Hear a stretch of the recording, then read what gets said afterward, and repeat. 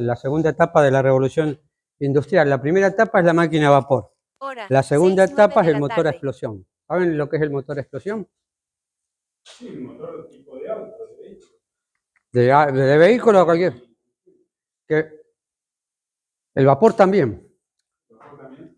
Sí, el combustible es el carbón que hace salir ¿cómo se dice? El vapor, y con el vapor mueven las ruedas.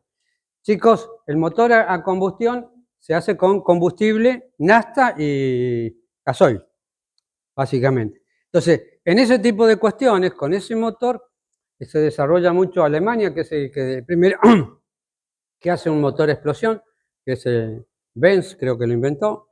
Se asocia con otro fabricante importante, que es Mercedes, y hacen la famosa Mercedes-Benz. ¿Quién financiaba la búsqueda de un motor a explosión? Un amigo muy simpático que era el señor Rockefeller, que es el organizador de la industria del petróleo y también del estado de bienestar. Fuera de todo lo que se diga de Rockefeller y todo eso, el estado de bienestar no lo inventaron los comunistas, lo inventó Rockefeller, que era de una iglesia evangélica, protestante, que son los anabaptistas. Entonces ellos se manejan mucho con cumplir los 10 mandamientos, nada de pecados capitales, todos trabajadores, una masa laburando, y no se emborrachan, no comen de sobrepeso, no se emborrachan porque la gula no la tienen. Entonces son tipos muy, ¿cómo se dice? Muy conservadores en ese sentido. Pero él, ¿qué va a querer? Cuando se empieza a descubrir el petróleo en Pensilvania, ¿cuál era el principal producto que se usaba del petróleo? Que se usa en el campo todavía a veces. Para iluminar, ¿con qué ilumina? El querosén. El querosén, ellos sacan la lámpara querosén, y toda la conquista del oeste, que mandaban una familia de campesinos con animalitos y con, ¿cómo se dice?, semillas para sembrar y todo este tipo de cosas, a ocupar un campito y a tener propiedades. También lo mandaban con un fusil y con una espada y con ¿cómo se dice?, una pistola. Cuando inventan los yanquis el revólver Colt con un tambor de 6 tiros, ahí no tenían cartucho metálico, pero le ponían la pólvora a cada cosa con papel y le metían un plomito a cada uno. Entonces, cada vez que estaban en el campo y lo venía a atacar alguno de los pueblos originarios que se sentían invadidos en su terreno con esto, el tipo con el Colt se arreglaba. ¿Se entiende esto? Aunque sean 7, 8 los que lo atacaban. Lo cual le da la posibilidad de empezar a superar a los pueblos originarios que, una vez que se habían apropiado del caballo, los de las grandes llanuras en Estados Unidos, ¿sí?, en la Pampa y la Patagonia nuestra, los pueblos a caballos tenían una época de gran riqueza. ¿Por qué era grande la riqueza de ellos? Disponían de muchas proteínas con los caballitos y los vacunos. O sea, que faenaban a uno de esos y tenían 400 kilos y comían durante una semana entera. Y además de eso, tenían más facilidad de transporte, más velocidad y más recorrido. Con lo cual, también podían ir a cazar más lejos, a perseguir animales más lejos, y además ya se habían hecho pastores porque criaban caballos y también criaban vaquitas. Ellos criaban más caballos porque el caballo le gustaba para salir a saltar, salir con la chica lanca, ¿vieron todo eso? Trataban de tener todos los caballos del mismo pelo para fanfarronear, porque ¿de qué forma puedo hacer yo que todos los caballos sean, qué sé yo, negros, o todos los caballos sean blancos con una manchita marrón, o todos tipo color león, dorado? ¿Qué tengo que saber yo para poder hacer que todos los bichos sean del mismo color? Genética. Entonces, nosotros tenemos que todos los pueblos primitivos de la época en que se domestican los vegetales y los animales, empiezan a tener un manejo de la genética, porque manejan las semillas, no con la capacidad que tenemos ahora nosotros con todos los avances, el microscopio y todo eso, pero eso va a ser importante. ¿Por qué es importante esto, chicos? Porque este chico, Rockefeller, cuando va a ver las explotaciones de querosén, los muchachos se emborrachaban, salían ahí, iban boliches ambulantes con chicas que trabajaban y ellos habían 40 varones por cada mujer. Entonces, ganaban mucha plata los boliches y se hacían pomada a los trabajadores, borrachos y de fiesta todo el día. Se interrumpía el trabajo, se producían accidentes laborales, morían, se incendiaban los pozos que eran de madera. Entonces, el precio y el valor del querosén subía mucho cuando no había petróleo, bajaba mucho cuando estaban trabajando bien. Entonces, Rockefeller se da cuenta, lo manda a toda su iglesia, ¿no? Él era un chico de 26 años, vendedor de cereales, que exportaban cereales ya en esa época. Entonces, él va, ve el negocio y va y le explica a los demás que para hacer eso había que organizar el trabajo, ponerlo bien, ordenar bien a la familia, que el trabajador esté tranquilo en sus cosas, su familia esté tranquila, que el tipo se dedique nada más que a trabajar bien y a cuidar a su familia. ¿Se entiende eso? Entonces, eso es lo que va a hacer el general Mosconi, después acá en Comodoro, pero antes del general Mosconi se va a hacer una mina fiscal, que es, bueno, cuando se descubre el petróleo, que estaban buscando agua, pero encontraron petróleo, pero mandaron un telegrama urgente a Buenos Aires diciendo que habían encontrado petróleo, y se hace una reserva de 3 kilómetros alrededor del pozo para garantizar que el Estado va a hacer eso. ¿Por qué hace eso el Estado conservador de la época? También van a ser un Estado no tan conservador, porque va a ser también el Estado que luego da la ley del voto secreto universal y obligatorio, que permite el acceso de los inmigrantes, de los hijos de los inmigrantes, a las votaciones y a todo ese tipo de cosas. Y esos mismos hijos de inmigrantes van a ser los que hacen la reforma universitaria para tener todos acceso a la educación. ¿Se entiende esto? Y le estoy hablando de 1900 tanto y en 1860, cuando está Rockefeller.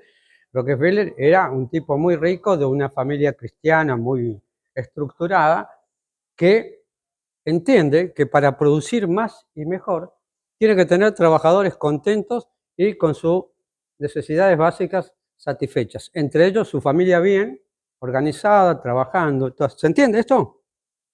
Entonces, cuando se abre acá la mina fiscal y todo eso, hay un periodo de explotación, comienza la Primera Guerra Mundial y empieza a haber faltante de muchas cosas en la Argentina. En ese momento que faltan muchas cosas en la Argentina, muchos de los inmigrantes europeos que habían llegado acá empiezan a producir y arreglar las cosas que se habían descompuesto, que ya no las podían mandar Europa ni Estados Unidos porque están en la Primera Guerra Mundial y toda su producción se dedica para la guerra. ¿Se entiende esto? Entonces, el país se empieza a industrializar, no porque alguien le haya dado subsidio a alguien ni una cosa de esta del otro, por dos razones. Una, porque el Estado interviene en la búsqueda de petróleo y la explotación de petróleo. ¿Por qué? Porque está auspiciado por el ministro de Guerra de la Marina de Estados Unidos, de Inglaterra, que era Winston Churchill, que va a ser el premier que gana la Segunda Guerra Mundial. ¿Por qué es importante esto? ¿Por qué? Porque Churchill quería que haya una empresa estatal de petróleo. Porque las dos empresas monopólicas mundiales eran una, ¿cómo se dice? La Shell, no, sí, la anglo-holandesa, la Shell, y la otra era la empresa de Rockefeller.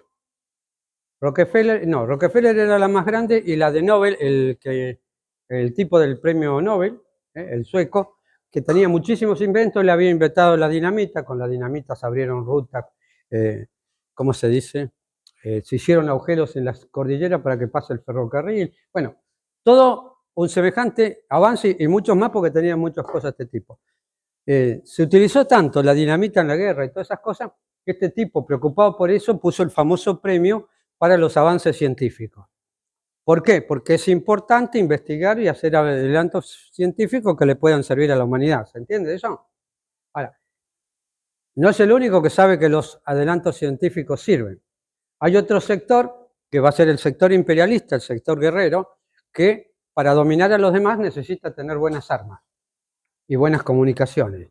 Y con eso vencer a los demás, ¿para qué? Para obligarlos a entregar su riqueza, su fuerza de trabajo. Y si es posible, venderle drogas, alcohol y estropear a esas naciones, se hace. ¿Se entiende esto?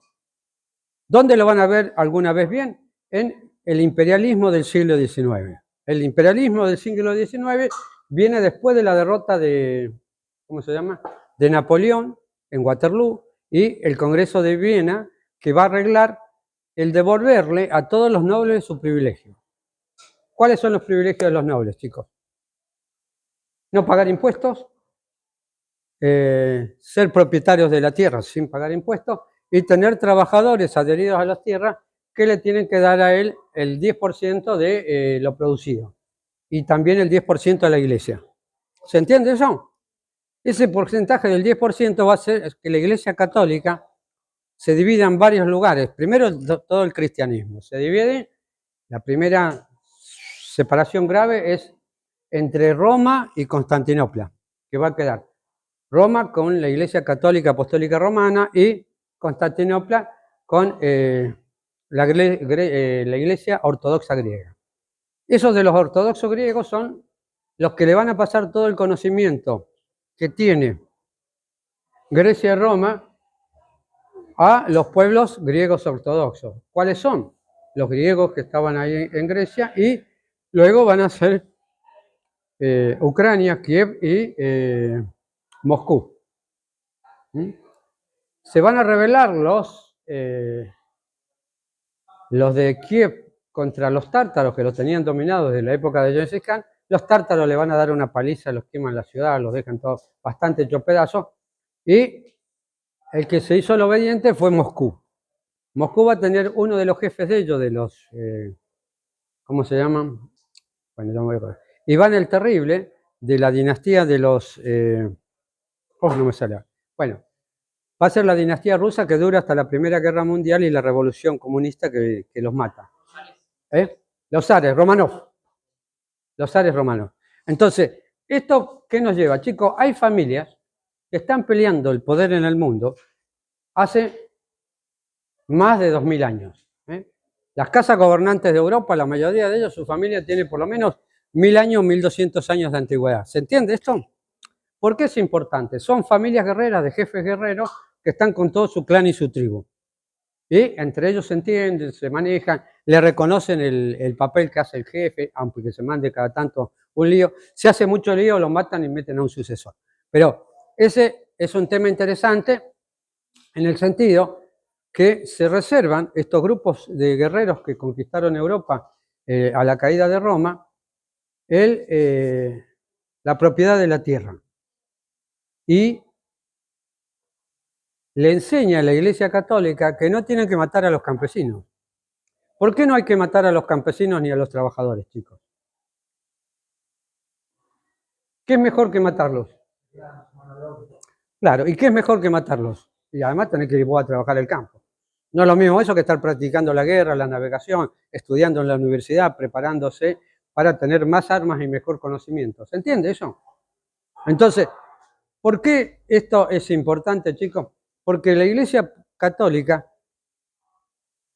no la católica, específicamente la apostólica, la que sigue el mandato de Jesús, dice que todos los hombres son iguales ante los ojos de Dios y por lo tanto tienen igualdad de derechos.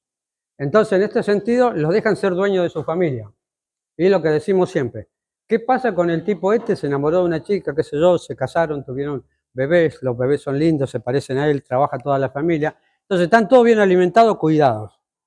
Y el tipo está contento. Y cuando va a atacar a algún pueblo enemigo a ese territorio, ellos se defienden todos junto con el Señor y sus soldados. Y el Señor es el que está en el castillo, que tiene dos cuestiones importantes en el castillo. El depósito de los alimentos, para hacer el pan y todas esas cosas, y las murallas para defenderse. Entonces, el rol que cumple en ese caso el sector guerrero y que está ahí a cargo, es la defensa y mantener los recursos bajo el control para disponer de alimentos y todo cuando la mano viene mal. ¿Se entiende esto? Entonces, en este sentido, nosotros tenemos un progreso importante de esas cosas. Con esto del petróleo, cuando se abre acá y hay un par de cosas que los militares hicieron bien, 3 o 4 cosas en su momento. Primero, cuando se hace la Constitución del 53, nunca se cumple. ¿Por qué? Porque no dejaban votar a la gente común. ¿Por qué? Porque se habían guardado, los señores que habían ganado la guerra civil, se habían guardado las armas y a sus soldaditos para cuando había elecciones, decir, bueno, acá gana el que yo digo, yo soy el diputado, todo, y los demás tenían todo que obedecer. El que no quería obedecer, balazo y a la lona, o una buena paliza para hacerlo trabajar después lo mismo. Pero ese tipo de cuestiones hace que recién haya elecciones libres en la Argentina y empieza a haber un poco de democracia con la ley Sáenz Peña, que es la ley del voto secreto, universal y obligatorio. Eso para que nadie les venda que hubo siempre democracia y que la Constitución es la fundante de la democracia. No, hace una cosa más bonita la Constitución. Permite el ingreso de toda la gente de buena voluntad que sea de origen europeo. Y en este momento sigue discriminando a los criollos, a los pueblos originarios y a los ambos simulatos. ¿Por qué? Porque los discriminaban los borbones, los franceses y los ingleses, que eran los traficantes de esclavos.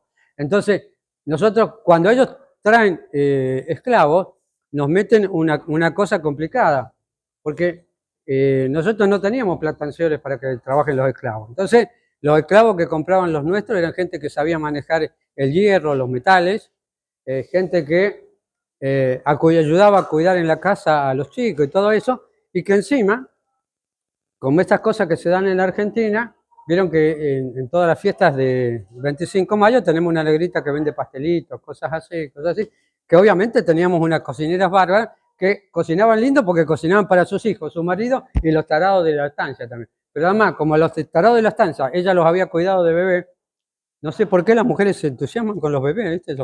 Están contentas, el bebé le sonríe, hace cosas, y tienen buena relación.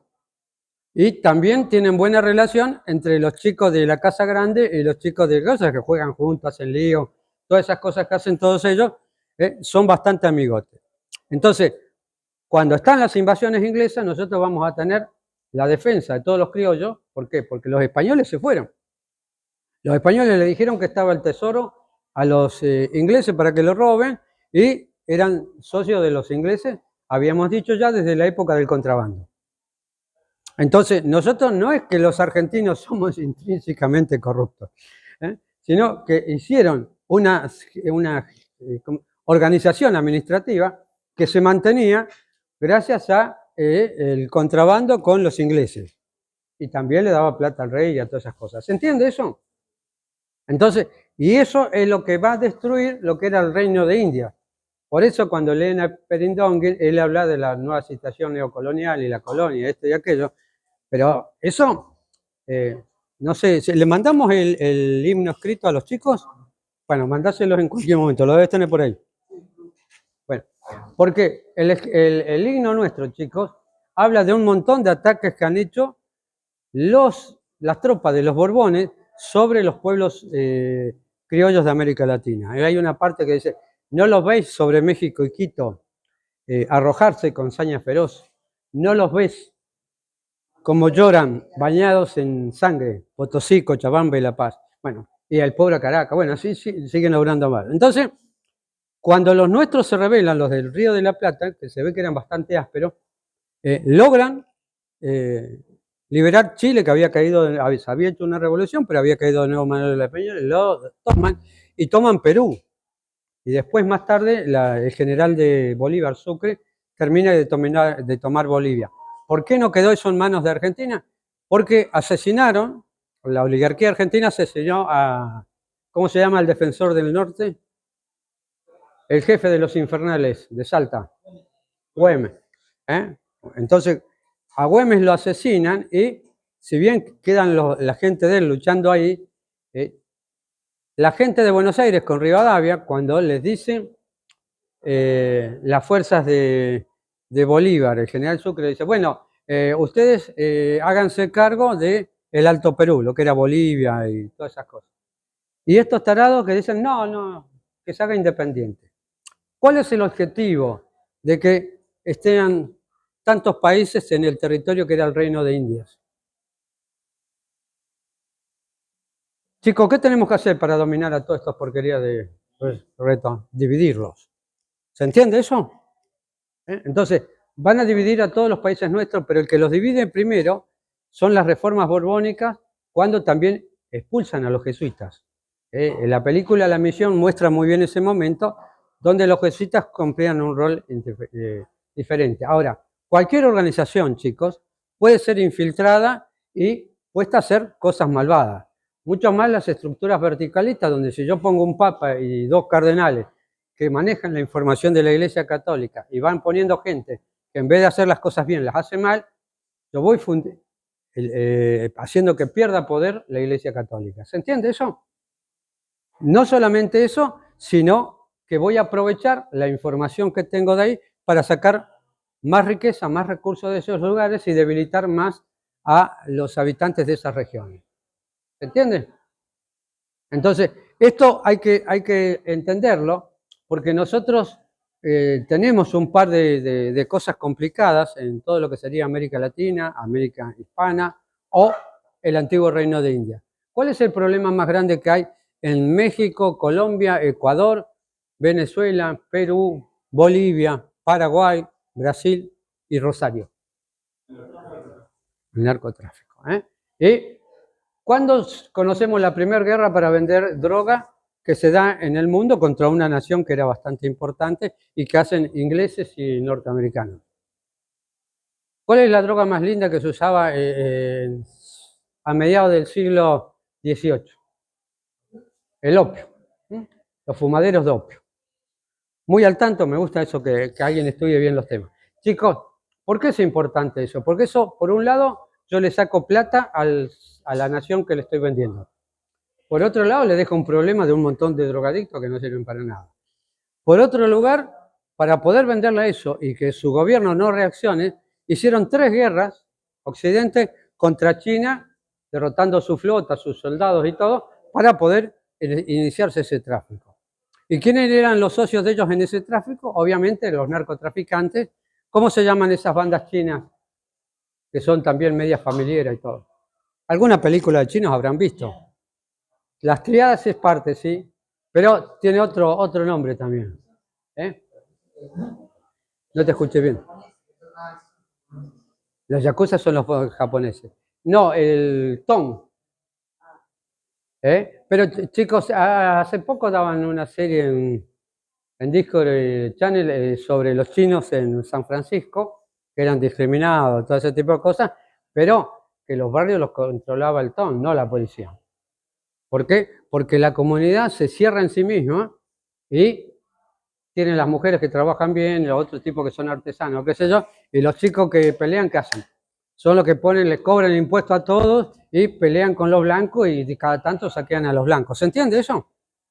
Cualquier similitud con los soldaditos de la droga nuestra o con los chicos nuestros que se enojan y salen a buscar cosas porque en la casa no hay nada, es parte de la historia social. ¿Se entiende esto? Por ejemplo, en Sicilia fue conquistada por el reino de Aragón, la gente, los antepasados de Felipe II, el rey el Fernando de Aragón, el esposo de la reina Isabel de Castilla. ¿Por qué?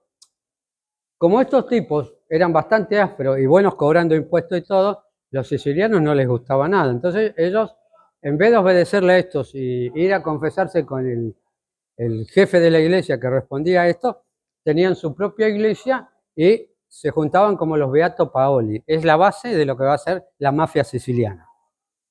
Un grupo de resistencia para poder contener recursos para comer y hacer estas cosas y además para poder tomar venganza de la gente que abusa de su propio pueblo. ¿Se entiende esto? Lo pueden buscar, hay libros sobre la mafia siciliana, los Beato Paoli. Hay bueno, el que los ataca muy bien a la mafia siciliana van a ser el fascismo de Mussolini, pero los chicos sicilianos arreglan con Estados Unidos evitar que haya sabotajes en los puertos de Estados Unidos que dominaba la mafia siciliana y no le hacen un solo atentado en el puerto de Estados Unidos porque alemán, fascista, cualquier cosa rara que anduviera por ahí tratando de embromar a los barcos, esto lo liquidaban. Tenían privilegio para manejar el juego, el sindicato, el dinero y todo. Porque digamos, todos los sindicatos trabajan en gran parte para los trabajadores por un lado, pero para evitar un conflicto mayor con las empresas. Si la empresa se quiere pasar con los trabajadores, mata a uno a otro, pues estos van y matan al jefe, les ponen bombas, todas esas cosas que hay en todas las luchas sindicales del siglo XVIII, del siglo XIX y del siglo XX. ¿Y cuál es la rebelión de trabajadores más antigua que se conoce en Roma? Famosa. ¿Quiénes eran los que más trabajaban en Roma? Usaban cadenitas. Los esclavos. Y el esclavo que se rebela y se pone como un peligro y un desafío para Roma es Espartaco. Entonces, nosotros, eso es una pequeña cosa que en historia social no se las tendría que enseñar yo, la tendría que haber enseñado en otro lado, para entender la dinámica social. Entonces, si ven los países estos de la OTAN, por ejemplo, casi todos son escandinavos. Suecia, Islandia, Dinamarca, ¿qué otro más? Islandia, Dinamarca, Suecia, Holanda, Noruega. Y los príncipes y reyes vikingos, uno de ellos se casó con una princesa descendiente de Carlomagno y después están emparentados con los reyes de, ¿cómo se dice?, de Francia. Y el duque de Normandía, que también era descendiente del mismo príncipe que se había casado con la princesa, conquista Inglaterra y los descendientes de la corona inglesa también son descendientes de los vikingos. ¿Por qué les digo esto, chicos? Porque están dando muchas series de los vikingos en Discovery Channel, en, ¿cómo se llama el canal este? El 744, el 742, los canales de historia.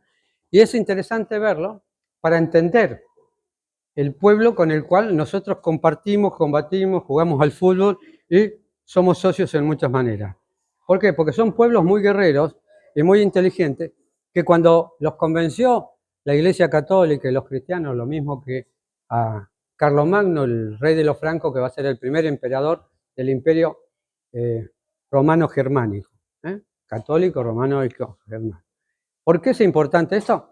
Porque esa organización, este tipo va a vencer a todos los demás jefes y los va a poner de duque o de rey en algún lugar, pero todos unidos en el Sacro Imperio Romano Germánico. Los países y el territorio que ocupaban es el mismo que tiene la OTAN actual. ¿Se entiende esto? ¿Por qué es importante entender esto? Para ver que delante nuestro hay una organización que tiene lazos sociales y políticos de más de 1000 años. Y cuya estructura más o menos conserva. Se dividieron en 4 o 5 religiones, porque hay muchas religiones protestantes y sigue estando la Iglesia Católica también, pero hicieron varios acuerdos.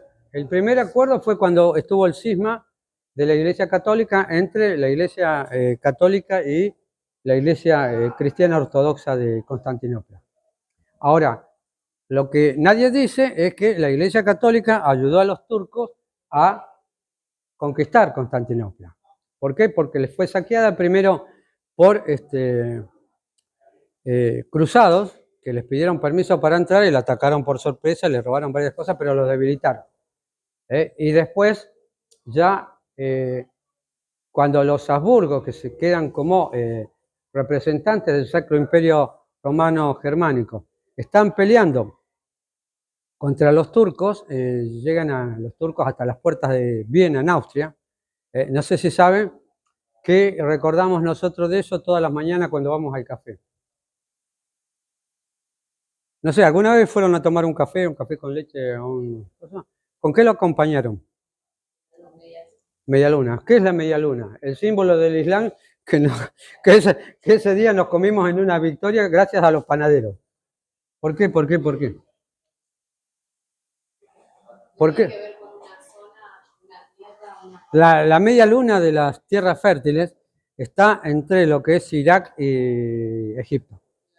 Pero ese es otro tema. También puede ser que ese sea una de las formas que tomaron los musulmanes como símbolo. Pero chicos, el símbolo de la media luna, vamos a hacerlo así. No me sale muy bien, pero bueno, más o menos, pónganle. Es que no podían asaltar las murallas, ¿por qué? Porque se defendían bien los austríacos, ahí la gente del emperador. Pero ¿qué van a hacer para superar ese escollo? Van a hacer un túnel abajo de las murallas, chicos. ¿Cómo es? Vamos a ver ahí, murallita. Bueno. Bueno, más o menos las murallas. Abajo de las murallas, por acá, los tipos ponen un terraplén ahí y acá abajo van a hacer un túnel. ¿Por qué hacían túneles para atacar las fortalezas en la antigüedad? Se llevaba a hacer una zapa, cavar esto y ahí abajo hacían un, ¿cómo se dice? Un corralito y metían, qué sé yo, 100 o 200 cerdos y les ponían leña a los cerdos y los cocinaban ahí abajo. ¿Por qué? Porque la grasa del cerdo ardía y le daba una temperatura, creo que, no sé si esto está bien, pero más o menos superior a los 1000 grados centígrados. Se comían todos los cimientos y se abría acá una brecha. Se caía todo esto y ellos entraban ahí. Sin considerar que podían hacer uno de estos para hacer caer eso y otro para que entren los soldados adentro y ataquen a la guardia. ¿Se entiende esto? ¿Por qué no lo hicieron? ¿Quiénes se levantan temprano para que nosotros comamos pan? Los panaderos. Y los panaderos en la oscuridad, que no había nadie en la calle, encima no había luz y todas esas cosas, están ahí y escuchan tac, tac, venir eso y dan la alerta y impiden la entrada por ese lado y después el ejército turco se tiene que retirar. ¿Se entiende eso? Entonces, nosotros, cada vez que tomamos una media luna, estamos festejando el triunfo de los católicos sobre estos buenos chicos musulmanes.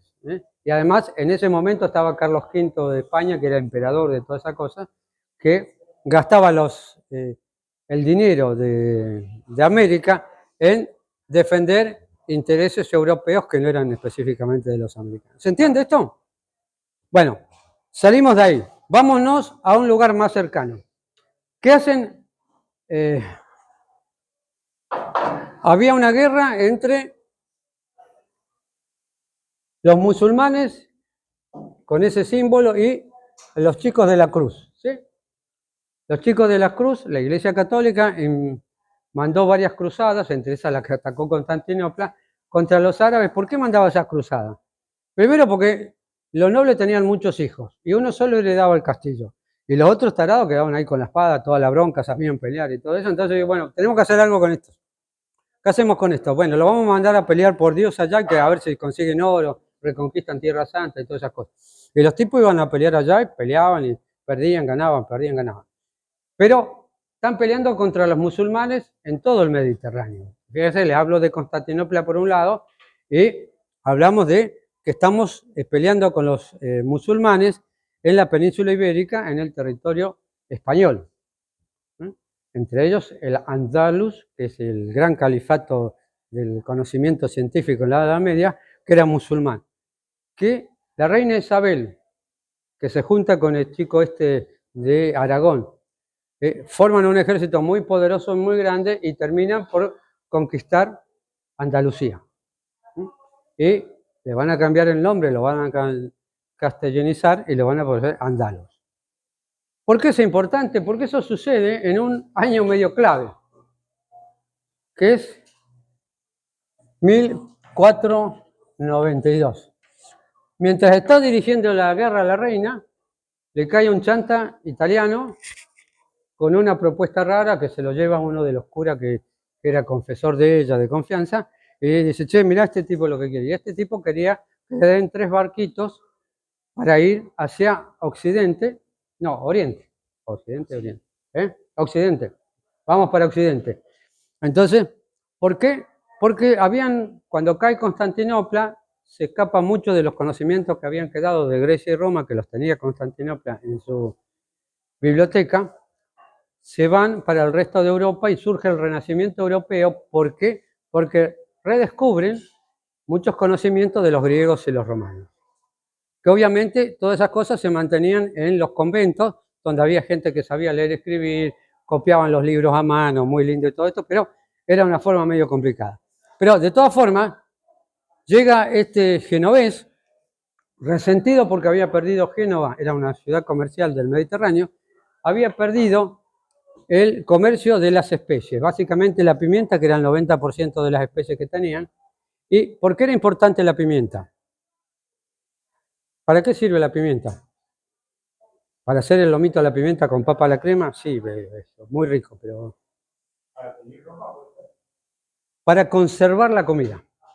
Entonces ellos hacían el fiambre, lo hacían salado, lo hacían ahumado y le ponían especies porque ayudaba a conservar más tiempo comestible la carne. ¿Se entiende esto?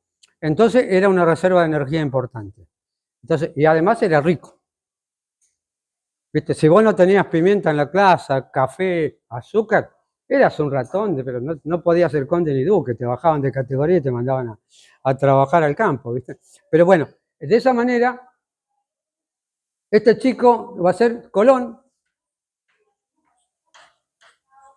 que estuvo bastante tiempo antes de esto estudiando en las últimas islas, creo que las Canarias, que dan al Atlántico. Él estaba estudiando los vientos y la marea. Y ahí descubre que el viento sopla 3 meses para Occidente y 3 meses para Oriente.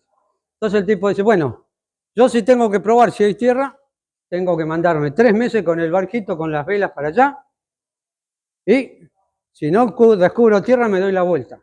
Pero tengo que llevar agua y comida para 6 meses. En un barco a remo no puedo hacer eso. Entonces están utilizando un barco mejorado que es la famosa carabela, que tenía una quilla muy alta. ¿Por qué es importante la quilla en un barco, chicos? Y de esto estamos hablando un poco de ingeniería industrial, que obviamente hay que seguirla. Vamos a hacer así, así, el barquito, acá el castillo. Bueno, medio malo el coso, pero no importa. Vamos a hacer lo que podamos. Y acá otra cosa así, con acá una vela triangular. ¿Cómo era la vela triangular? Así y así. Y acá un poste con velas cuadradas. ¿Por qué es importante esto? Porque esta porquería tiene acá abajo una quilla que hace que el viento no la pueda correr porque la quilla va enterrada en el agua. Y para moverlo también va a tener acá atrás un timón bastante grande que se movía con una rueda y que les permitía hacer una especie de triángulo para ir andando de un lado para el otro. Entonces, aún con el viento en contra, como las velas se ponían de costadito, no sé, ¿alguno fue a estudiar navegación acá al Club Náutico? ¿Alguno de los dos? ¿Al del 3 o al de la Costanera? Tabla de surf, y con tabla de surf con la cosita esa para, ¿cómo se dice? Con la velita, ¿tampoco? Bueno, para el próximo verano me hacen un curso de eso, aunque no aprendan a navegar, por lo menos entender cómo es la cosa. Primero, porque es ecológico. Segundo, porque nos sirvió para que todos estén hablando castellano acá actualmente por el viaje de estos chicos. ¿Se entienden? Entonces, chicos, el tipo este hace uno de los viajes más rápidos hasta el día de la fecha en navegación a vela. Vieron que ahora hacen carreras a vela con unas cosas bárbaras, computadoras, toda la tecnología. Bueno, fue uno de los mejores navegantes que había. Como jefe no era muy vivo, pero como navegante espectacular. Llegan allá y después arreglan el descubrimiento y como los portugueses, dando la vuelta a África, habían llegado ya a las especies, va a haber una discusión y la Iglesia Católica va a dividir el mundo entre dos en el Tratado de Tordesillas. La mitad para España y la mitad para Portugal. Algún día cuando avancen en la carrera y lleguen a historia medieval o historia moderna, lo van a tener que aprender eso. Pero ¿cuál es la parte importante de esto, chicos? Que esto les permite a estos tipos ser dueños de la mitad del mundo. Primero quedaba toda América para España, pero los portugueses, que ya se habían dado cuenta que había otro continente, otra cosa así, pidieron cambiar un poco las cosas y se quedaron en la parte, digamos, de lo que es Bahía actualmente, porque pasaba por ahí el Tratado de Tordesillas y ellos tenían derecho a estar en esas cosas sin que los españoles los ataquen y los maten. Además, digamos, los tenían muy cerquita y no querían pelear con los castellanos eran muy buenos guerreros de infantería, muy buenos guerreros de caballería y no tenían cómo combatirlos. Así que prefirieron hacer las paces y quedarse ahí. Pero ¿cuál es el punto? Que Portugal siempre fue aliado de Inglaterra y después va a estar junto con Inglaterra y con Francia tratando de sacarle el reino de Indias a los españoles. ¿Por qué no lo van a poder hacer? Yo creo que ya les había dicho que la reina Isabel de Castilla, a instancia de algunos sacerdotes que vinieron acá, dice que todos los pueblos originarios son hijos de Dios y que tienen alma y que deben ser evangelizados porque no conocen la palabra de Dios. Los que acepten la fe cristiana, ¿sí?, van a ser súbditos de la corona y van a estar defendidos por la corona. Postdata, chicos, eso nos da un par de cosas importantes. Primero, que le va a permitir a todos los pueblos que apoyaron a Cortés y a Pizarro y a los demás conquistadores y que se casaron con princesas indígenas y tienen hijos y todo, que los hijos sean educados como caballeros, como cristianos, todo este tipo de cosas, y además que tuvieran cargos y derecho al gobierno y derecho a la posesión de la tierra cultivable. Si alguna vez supongo que en Americana uno lo tendrán que estudiar, la forma de usar la tierra de los aztecas, los mayas y los incas, es que los clanes cada clan tenía una determinada cantidad de tierras y cada vez que había una pareja nueva de chicos que se formaban familia, les daban tierras para cultivar y que se puedan mantener, de las cuales ellos le daban, póngale, una parte al emperador, una parte al jefe local y se quedaban con una parte grande para alimentar bien a toda su familia. Postdata, si van a atacar a ese pueblo, los chicos salen a defenderlo porque es donde está la comida de sus hijos, sus mujeres, sus chicos, y la posibilidad de seguir teniendo, ¿qué cosa? La posesión de la tierra. ¿Qué inventaron los sumerios al principio de la civilización? ¿Ustedes están estudiando historia antigua ahora? Sí. Bueno, los sumerios inventaron una cosa muy bonita que es la propiedad privada. Entonces ellos hacían, tallando en cosas en rocas, marcaban cuál tierra era de cada uno. Y esa tierra era de propiedad, se podía comprar, vender, alquilar. Y además podías emborrachar al otro y hacer que te firme la cesión de la propiedad, la mujer y las hijas, y quedarte con todo. Digamos que cuando comienza lo de la propiedad privada y además de eso el préstamo con interés, eso va a permitir apropiarse de las cosas de los demás. Entonces, cuando a nosotros en la Constitución nos ponen la propiedad privada, los muchachos que manejan mejor el concepto de propiedad privada y todas esas cosas, se van a ir quedando cada vez con más cosas. Básicamente porque, lo vamos a ver después cuando vemos las guerras civiles tienen mucho que ver con lo que llama el Perindón en la larga espera, que es que hay, primero las guerras contra la corona española comienzan, o contra las fuerzas de la OTAN, comienzan en la invasión inglesa y sigue hasta la caída de Rosas.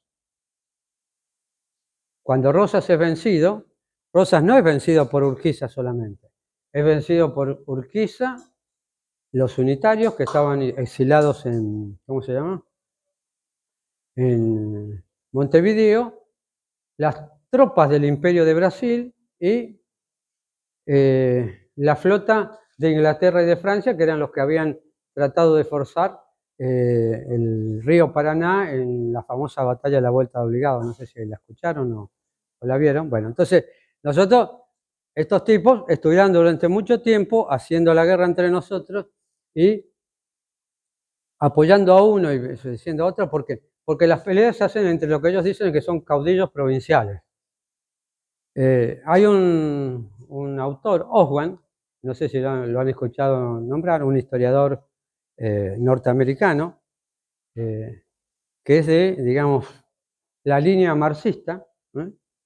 La línea marxista es un análisis de pensamiento, chicos. No todos los que son marxistas son comunistas. Y fuera de eso, si nosotros vamos a jugar un partido de fútbol contra algún otro país, ¿qué es lo primero que hacen nuestros técnicos y todos nuestros periodistas que están dedicados a la cosa? Analizan fortalezas y debilidades del adversario, ¿sí o no? Bueno, entonces, saber cómo piensa el enemigo es una cosa importante. Entonces, si nosotros estudiamos a los autores de los yanquis, los ingleses y los franceses, tenemos la posibilidad de conocer cómo piensan o lo que dicen. Pero ahora, una cosa es lo que ellos piensan y lo que dicen para el ejército de ellos y la ley de ellos, y otra cosa es lo que nos dicen a nosotros que es lo bueno y que es lo malo. ¿Se entiende eso? ¿Por qué? ¿Los ingleses siempre han querido el bien de la Argentina? ¿Cómo dicen eso? Yo tengo muchos amigos ingleses y algunas amigas inglesas también. No, bueno, ellos siempre tienen el interés inglés primero. Yo creo que les he dicho que hay un poema muy lindo que escribió nuestro argentino inglés, el compañero Jorge Luis Borges, que es El espía. Y es muy lindo para interpretar lo que son ellos. El padre, el abuelo de Jorge Luis Borges fue teniente coronel en el ejército argentino siendo inglés. Bueno, de todas formas, Jorge Luis Borges es un tipo muy capaz y fuera de lo que uno pueda pensar de los ingleses y todo esto, los ingleses son gente muy inteligente, son unos capos, habrán visto películas de los yankees, los ingleses, muestran todo lo bueno y todas esas cosas, pero también muestran parte de lo complicado que son ellos buscando recursos. ¿Se entiende esto?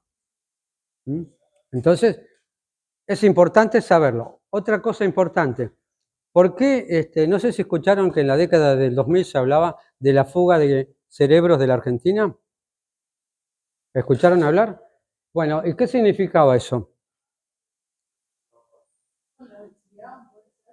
Claro, pero no eran exiliados porque sí.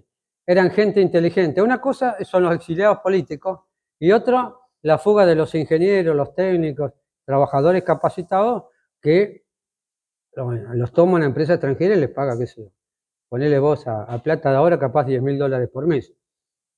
¿Qué te parece que haría un argentino si le ofrecen $10.000 por mes, casa y comida, si va a trabajar? ¿Te parece? ¿Tan fáciles somos? No, chicos, pero está bien.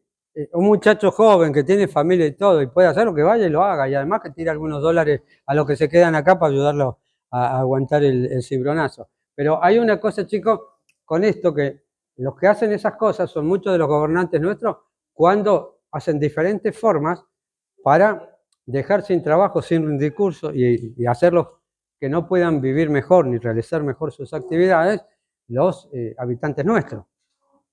Obviamente que tienen más recursos esa gente o un buen pistolero de, ¿cómo se llama la otra parte oscura del asunto? Que puede ganar mucha plata.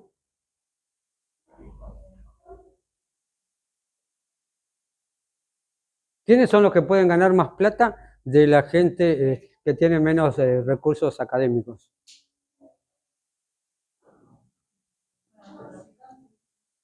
Sí, o con utilizar la fuerza para defender a los narcotraficantes. Soldadito de la droga. ¿Cómo les llaman a los chicos latinoamericanos que hacían eso en Estados Unidos? Lo hacían también en las playas de Brasil hace 20, 30 años. Se juntan 40, 50, 100 pibitos de entre 9, 10, 12 años y van todos corriendo juntos y atacan a un turista, se le caen todos por encima, le sacan todo lo que lleva y lo tiran al piso, ¿no? No lo matan porque